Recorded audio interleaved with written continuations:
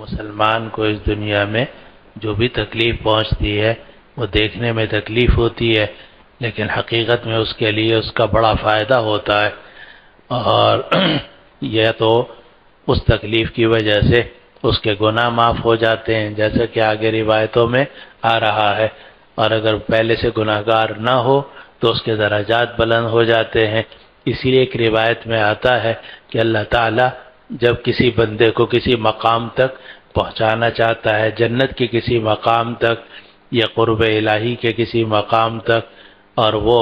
اپنے عمل کے ساتھ وہاں نہیں پہنچ رہا، اعمال کر نہیں رہا، تو اللہ تعالیٰ اس کو غم میں، پریشانی میں مبتلا فرما دیتے ہیں، اور اس کی وجہ سے اس کا درجات وہاں پہنچ جاتے ہیں جہاں اللہ تعالیٰ نے اس کے لیے مقدر فرمایا ہوا ہے۔ تو قرب کبھی تو ہوتا ہے اعمال اختیاریہ پر کہ آپ تہجد گزار